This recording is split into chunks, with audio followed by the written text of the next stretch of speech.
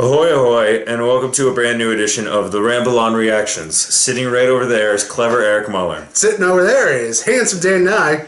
And today we're going to talk about... There's no we. I'm the one who saw it. What? Cheer up, buddy. If you follow any of the stuff that we do, you know Edgar Wright is one of my favorite filmmakers. And we got screening passes, and I already had plans. So Eric got really excited and got really lucky that he could go see Baby Driver a full month early. So, Eric, what's Baby Driver about? Baby Driver is about the main character named Baby. I forget the actor's name. Ansel Elgort. Yeah. He plays the title character of Baby, and he is a driver. More or less, he works for Kevin Spacey because he did... Ruby's joining in on the review here. He works for Kevin Spacey because he accidentally stole Kevin Spacey's car a long time ago, and now owes Kevin Spacey a lot of money. So he is his driver for jobs. So whenever there's a job that needs to be done, because Kevin Spacey's this criminal mastermind, Baby is always the driver, and Baby's always listening to music because he's partially deaf. He has some tinnitus from a childhood accident, And then you have a great cast of characters: John Hamm, Jamie Foxx, and John Bernthal. Well, he's only there for the first act, but he's still there, and yeah, it is amazing. So, this is an Edgar Wright film. Tell me some of the things you liked about this movie. Well, what I like about it is not only is this movie a treat for your eyes, but it's a treat for your ears. And what I mean by that is the soundtrack matters a lot for this film, and it is a great soundtrack. I'm not going to spoil all the songs that are in there, because there's a lot of songs in here, because Baby has like 15 different iPads that he uses to listen to music. Well, it's all iPod classics, right? Yeah. So it's like the old school iPod? Old school iPod in like in different moods, different settings, because in a way, this is kind of Edgar Wright's musical.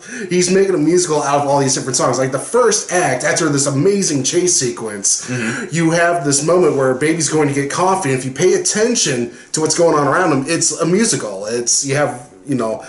Listen to the song, look in the background, you'll see little snippets where it's almost like a musical. Nobody's singing, but it's the music that's directing the scene and the direction. So a little bit of a la of the Shaun of the Dead sequence where they're doing Queen in the bar and they're having the fight, so everything's kind of synced up. Okay. There's moments like that. And then you have Kevin Spacey being Kevin Spacey. He's amazing at that. John Hamm is great in his role. I'm so excited to see John Hamm. He's not in enough.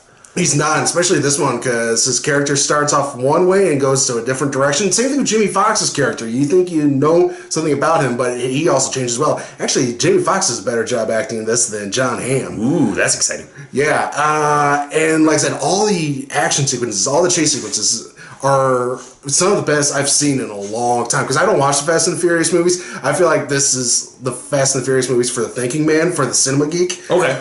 And like when I told you when I first got out of there, this is literally Smokey and the Bandit meets Heat. Every now and again we do, if there's a movie situation like this, we may do a Redux where we may put another review just so you get my thoughts again, like another 2 to 3 minute thing, just so you can have both of us hearing it. Because were there any negatives that you were Yes, there is one negative, and that, unfortunately, is Lily James. She plays the love interest. Okay. I think I got her last Yes, Lily James, correct. Her and Baby, they do have some good on-screen chemistry, but the thing is, their love story is the weakest point of this movie. Okay. Like, Baby's journey by himself would have been better because he would eventually, I think, make the same decisions that he makes. He didn't need her to come along with that to help, because she makes some choices that if you're a normal human being, you do not make. And also, like in the third act, it kind of, I don't want to say falls off because it doesn't, because it's still great. There's still some great action sequence set pieces there, but it kind of drags a little bit too long in the third act. Like I feel like they could have cut maybe 10, 15 minutes from this film. And like I said, and just this on-screen romance doesn't really work out the way I think Edgar Wright originally hoped. Because this is also one thing I learned. This is the first film he's written by himself, solo. Yep, written by himself. He's directed a lot of other ones, but this is the one. All the other ones, the Cornetto trilogy, he co-wrote with Simon Pegg, and Scott Pilgrim vs. the World, he co-wrote with Michael Bacall. Yep. I think that's, if I'm remembering correctly. Yep. So, that being said, grade this movie. I give it an A-. It is like I said, it is a great summer film. It is something you should be watching, especially if you love music, if you love chase sequences. There's really good action as well.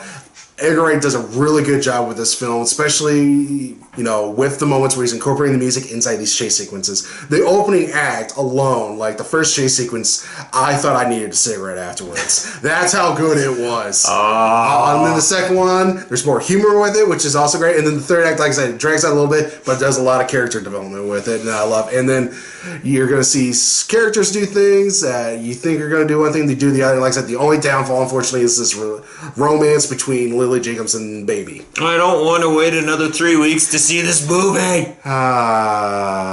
Well, this is what you get for being an American who likes soccer. This is my pouty face. Oh, look at this is Pouty Day and Night, and I'm Clever Eric Muller. So please let us know what you think if you've seen Baby Driver ahead of time. If not, watch Baby Driver, come back and let us know what you think about it. Please like, comment, share, and subscribe. And as always, anchors away and ramble on. Ahoy, ahoy.